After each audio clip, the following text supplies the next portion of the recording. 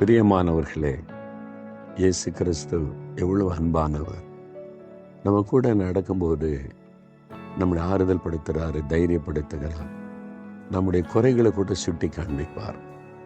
சில சமயத்தில் நம்ம உலகத்தில் வாழ்கிறோம்ல, சில சமயம் தவறு பண்ணிடுறோம், ஆண்டவரையும் துக்கப்படுத்திடுறோம். அதை பற்றி பெருசாக நினைக்கிறதில்ல. நம்ம அப்படியே அனுதின வாழ்க்கையில் கடந்து போகிறோம். ஆண்டவர் நம்ம எப்படி பார்க்குறாரு, அவருடைய பார்வையில் நம்ம எப்படி இருக்கிறோம் என்பதை குறித்து பல சமயத்தில் நம்ம மறந்து போய் விடுகிறோம். ஆண்டவர் சில சமயம் நம்மை குறித்து துக்கமான சில காரியத்தை சொல்கிறார். எரேமியா 2:21 அவர் சொல்லுகிறார், நான் உன்னை முற்றிலும் நற்கனிதரும் உயர்குல திராட்சை செடியாக நாட்டினேன். நீ எனக்கு காட்டு திராட்சை செடியின் ஆகாத கொடிகளாய் மாறி போனது என்ன? நீ மாறி போயிட்ட.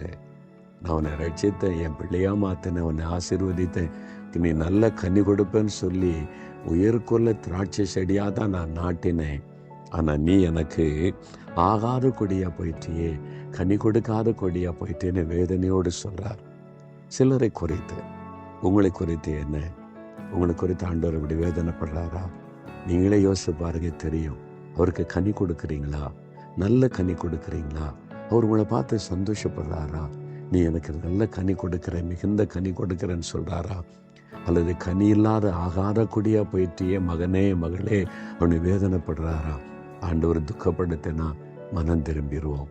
ஒப்பு கொடுப்ப, ஆண்டவரே என்னை மன்னிச்சிருங்க, நான் கனி கொடுக்காத ஆகாத கொடியா போயிட்டேன், இன்றைக்கு நேற்று சில நாட்கள் அப்படி மாறி போயிட்டேன், என்னை மன்னிச்சிருங்க, நான் மறுபடியும் என்னை ஒப்பு கொடுக்குறேன், உயிருக்குள்ள திராட்சை செடியாக என்னை மாற்றிருங்க, நான் நல்ல கனி கொடுக்கணும், என்னை ஒப்பு கொடுக்குறேன்னு சொல்லுங்க.